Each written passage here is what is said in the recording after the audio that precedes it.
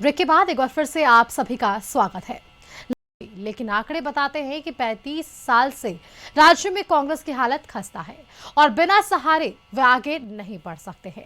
अब इन सब के बीच कई सवाल खड़े होते हैं, आपको हम रिपोर्ट के जरिए समझाएंगे।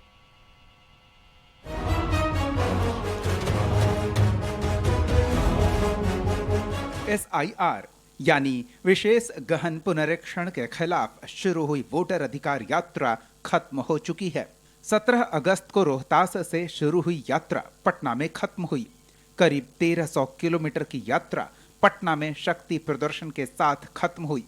SIR को वोट चोरी बताते हुए राहुल गांधी ने चुनाव आयोग पर निशाना साधा, तो दूसरी तरफ बीजेपी और उसके गठबंधन पर विधानसभा चुनाव से ठीक पहले साजिश का आरोप लगाते हुए उन्हें घेरा।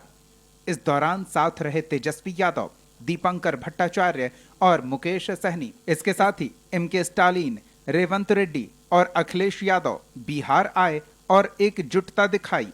मकसद था बिहार के अलग अलग जिलों में घूमकर NDA के खिलाफ माहौल बनाना।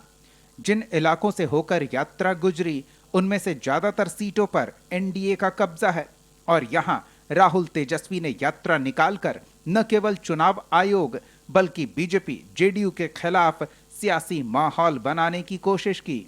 और उसमें ओपिनियन पोल हमारे जो मीडिया वाले कहते हैं, हरियाणा में कहा कि कांग्रेस पार्टी जीतेगी। नरेंद्र मोदी और अमित शाह कहते हैं बीजेपी जीतेगी और आंकड़े देते हैं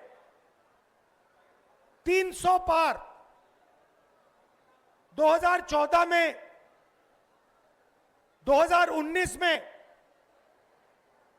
ओपिनियन पोल कुछ और कह रहे थे। नरेंद्र मोदी जी 2019 के चुनाव के बाद रिजल्ट आने से पहले प्रेस कॉन्फ्रेंस करते हैं, कहते हैं 300 सीटें आएंगी।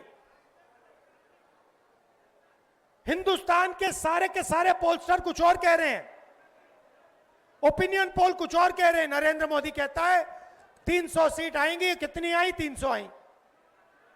क्यों? वोट चोर।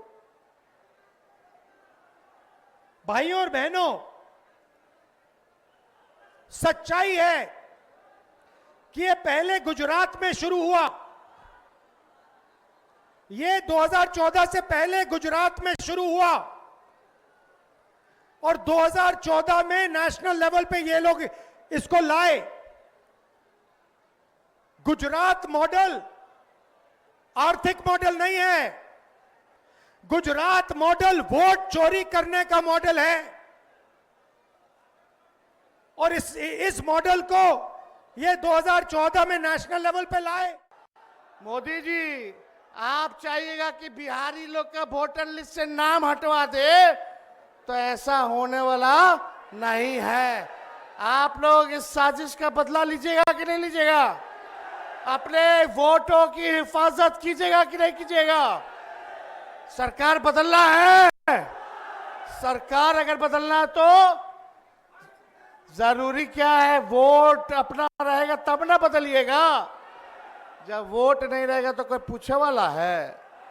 पहले वोटर लिस्ट से नाम काटेगा, फिर राशन कार्ड से नाम काटेगा, उसके बाद पेंशन से नाम काटेगा।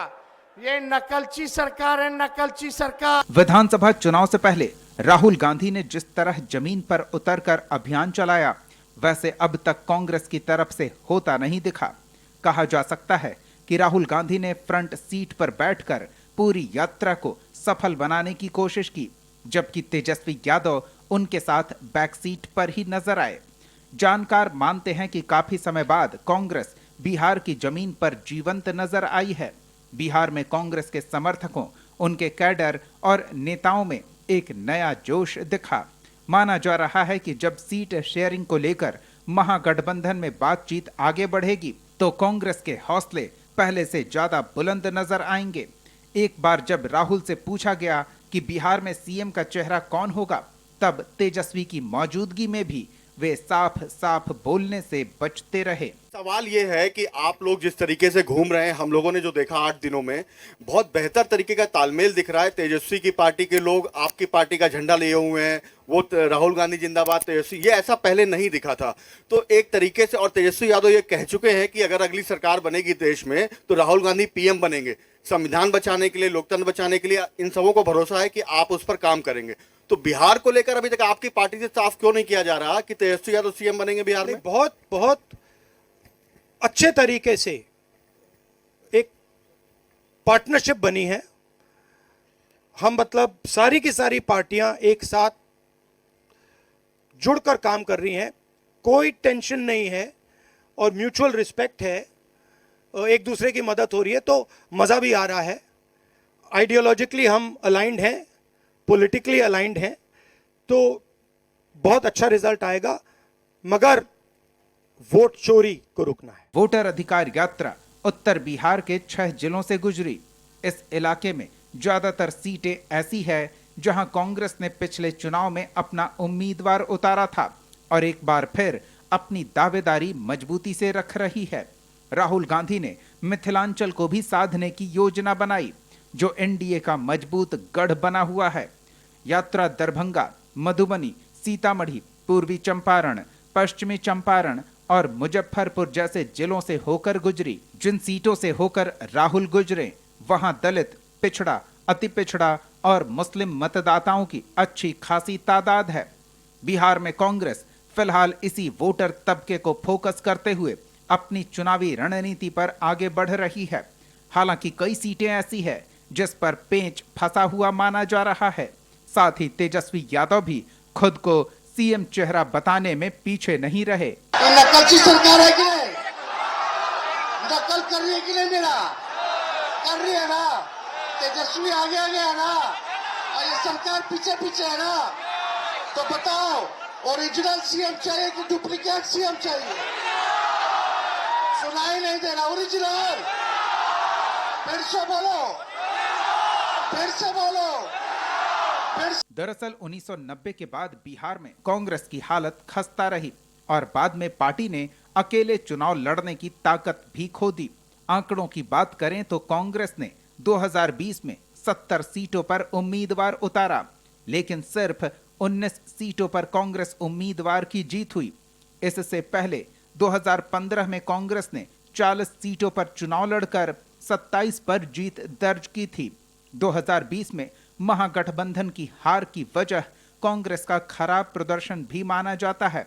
नतीजों से साफ है कि कांग्रेस की डगर मुश्किल है।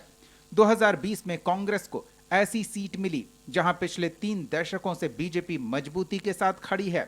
2020 के विधानसभा चुनाव में कांग्रेस 70 सीटों पर लड़ी और 19 सीट पर जीत मिली। इससे पहले 2015 में कांग्रेस ने 41 सीट पर उम्मीदवार उतारा था, जिनमें से 27 पर पार्टी के उम्मीदवार जीते।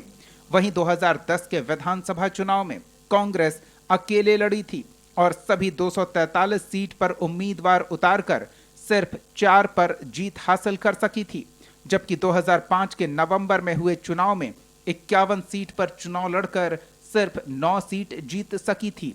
आंकड़े कांग्रेस के पक्ष में नहीं हैं।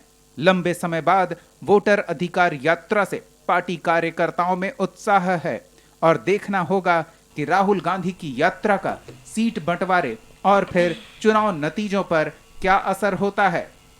ब्यूरो रिपोर्ट, कशिश न्यूज।